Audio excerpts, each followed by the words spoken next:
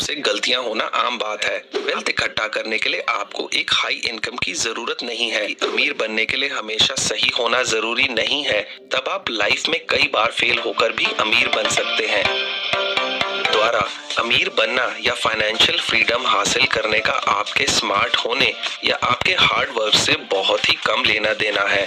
बजाय इसके आपका अमीर बनना इस बात पर ज्यादा डिपेंड करता है कि पैसे को लेकर आप कैसे बिहेव करते हैं। अगर आप फाइनेंशियल एजुकेशन में जीनियस हैं और फाइनेंस के फील्ड में आपकी नॉलेज जबरदस्त है, लेकिन अगर आपके पास बिहेवियर स्किल्स नहीं है तो ये आपके लिए एक फाइनेंशियल डिजास्टर साबित हो सकता है। फाइनेंशियल सक्सेस कोई हार्ड साइंस नहीं है, बल्कि ये एक सॉफ्ट स्किल है और इस सॉफ्ट स्किल को ही द साइकोलॉजी ऑफ मनी कहते हैं। दोस्तों, इससे पहले कि आप इस वीडियो में बताई जा रही अनमोल कंप्लीट बुक समरीज लेकर आता हूँ, हमारे चैनल पर कुछ ही वीडियोस पर कंप्लीट बुक समरीज की बजाय सभी videos chapter by chapter summaries के मिलेंगे, ताकि इस बुक में बताई गई कोई भी इम्पोर्टेंट बात मिस ना हो पाए। इसी कारण से कुछ वीडियोस 2 या 3 पार्ट्स में या थोड़े लंबे होते हैं। बटन भी दबा दें ताकि आप देख सकें इन वीडियोस को सबसे पहले।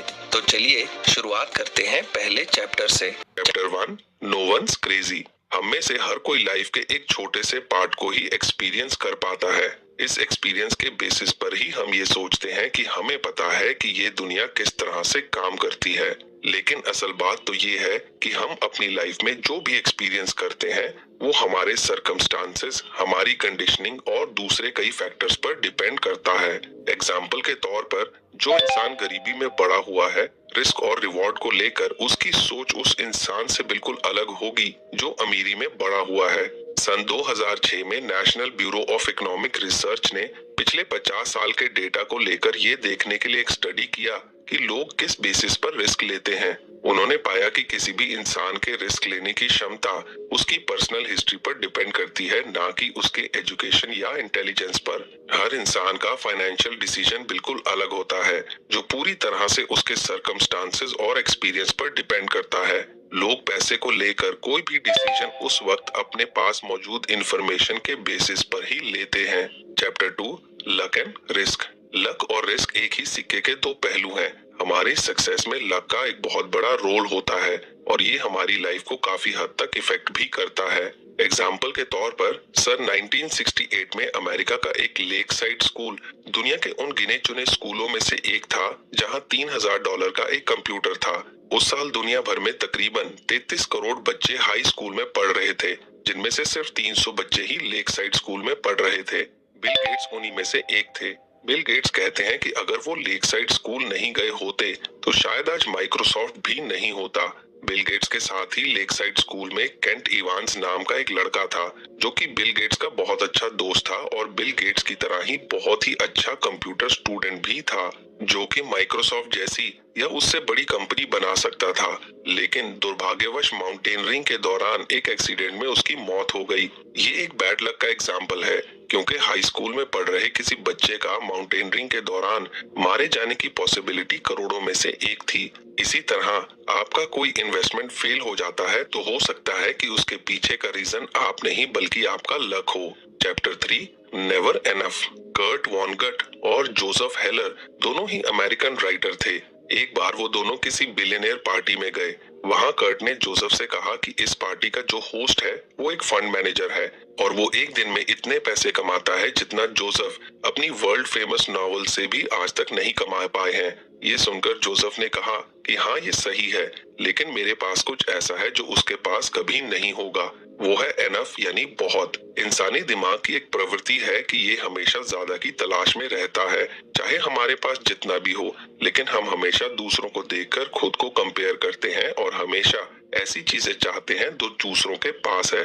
एनफ का मतलब यहाँ ये नहीं है कि आप बहुत कम में खुश हो जाएं और अपनी लाइफ मुश्किलों में बिताएं, बल्कि यहाँ एनफ का मतलब ये है कि आपको ये क्लैरिटी होनी चाहिए कि कितना पैसा आपके लिए एनफ होगा, बजाय इसके कि आप सिर्फ पैसे के पीछे भागते रहें। कुछ ऐसी चीजें हैं जैसे कि reputation, freedom, family, friend, love, happiness वगैरह, जिन्हें ताक पर रखकर सिर्फ पैसे कमाने के पीछे भागते रहना मूर्खता है।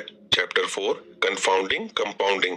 आसान भाषा में कंपाउंडिंग का मतलब समझना चाहें तो हम ये कह सकते हैं कि कोई भी इन्वेस्टमेंट करने पर आपकी जो कमाई होती है उसे भी फिर से इन्वेस्ट करना कंपाउंडिंग कहलाता है। इसमें आपको प्रिंसिपल के साथ उसके इंटरेस्ट पर भी इंटरेस्ट मिलता है। जब ये बुक लिखी गई थी तब वॉरेन बफे की टोटल नेटवर्थ 84.5 बिलियन डॉलर थी, जिसमें से 81.5 बिलियन डॉलर उनके 65वें बर्थडे के बाद आए थे। बफे ने 10 साल की उम्र से ही इन्वेस्टिंग करना शुरू कर दिया था। क्या होता अगर बफे 30 साल की उम्र में इन्वेस्टिंग करना शुरू करते, तो क्या उन्हें सेम रिटर्न मिलता?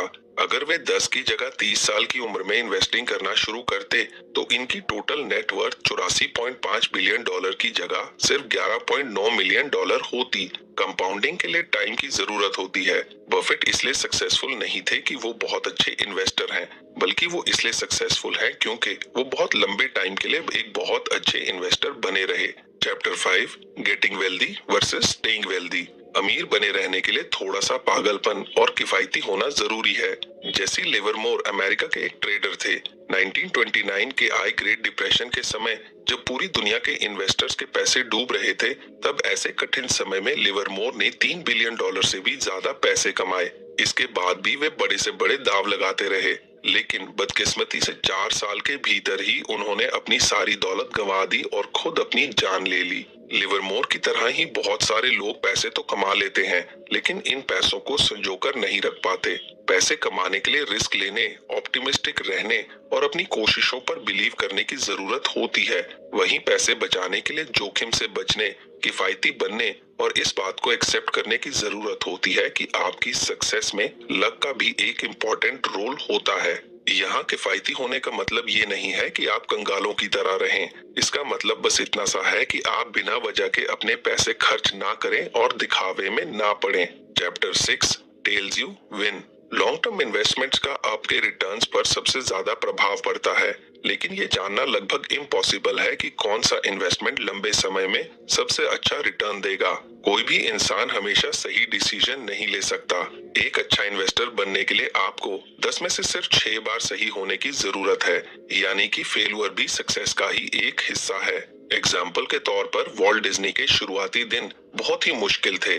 सन 1930 तक डिज्नी ने लगभग 400 से ज्यादा कार्टून बनाए, लेकिन उनमें से कोई भी ज्यादा सक्सेसफुल नहीं रहा और इसकी वजह से डिज्नी का पहला स्टूडियो बैंकरप्ट हो गया। लेकिन ये सब कुछ बदल गया जब डिज्नी ने स्नो वाइट एंड द 7 डॉर्स को रिलीज किया। स्नो वाइट एंड द 7 डॉर्स की वजह से डिज्नी ने बस 6 महीने में 8 मिलियन डॉलर से भी ज्यादा कमाई की, जो कंपनी की अब तक की कुल कमाई से भी अधिक थी। जब आप इस बात को मान लेते हैं और एक्सेप्ट कर लेते हैं कि अमीर बनने के लिए हमेशा सही होना जरूरी नहीं है, तब आप लाइफ में कई बार फेल होकर भी अमीर बन सकते हैं। Chapter 7, freedom. वेल्थ की सबसे अच्छी फॉर्म वो है जिसमें आप जो करना चाहें वो कर सकें। Angus Campbell university of Michigan में एक साइकोलॉजिस्ट थे। उन्होंने ये जानने के लिए एक रिसर्च किया कि वो कौन सी चीज है जो लोगों को असली खुशी देती है। उन्होंने अपने रिसर्च में पाया कि यूं तो हर कोई अलग अलग चीजें चाहता है, लेकिन एक चीज थी जो ज्यादातर लोगों में कॉमन थी। वो है अपनी लाइफ के ऊपर आपका पूरा कंट्रोल। खुश रहने के लिए अपनी लाइफ के ऊपर खुद का कंट्रोल होना अच्छी सैलरी, बड़ा घर और एक प्रेस्टिजियस जॉब से भी ज्यादा इम्पोर्टेंट है। जब आप कोई ऐसा काम करते हैं जो आप नहीं करना चाहते, तो जाहिर सी बात है कि आप उस काम से नफरत करते हैं। लेकिन जब आप अपना मनपसंद काम भी एक ऐसे शेड्यूल या एनवायरनमेंट में करते हैं जिस पर आपका कंट्रोल हो, तब भी आप उस काम से नफरत करने लगेंगे। अमेरिकन सोशियोलॉजिस्ट कार्ल पेल्मर ने हजारों अमेरिकी बुजुर्गों का इंटरव्यू लिया और उनसे पूछा कि अपनी पूरी जिंदगी में उन्होंने कौन से सबसे अच्छे इंपॉर्टेंट लेसन सीखे। उनमें से लगभग सभी ने हार्ड वर्क करने या ज्यादा पैसे कमाने की बात पर ज्यादा जोर नहीं दिया, बल्कि उन्होंने अच्छे दोस्त बनाने, अपनी फैमिली के साथ क्वालिटी टाइम बिताने की बात कही।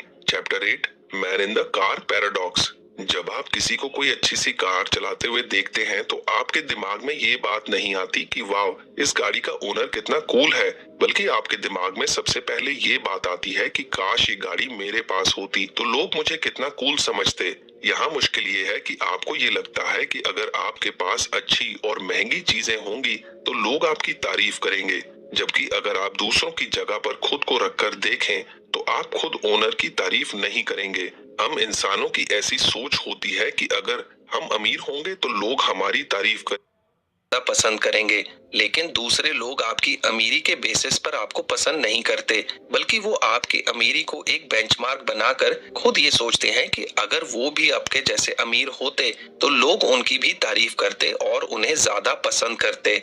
आपको जैसा लगता है पैसा आपको वो रिस्पेक्ट या तारीफ नहीं दिला सकता।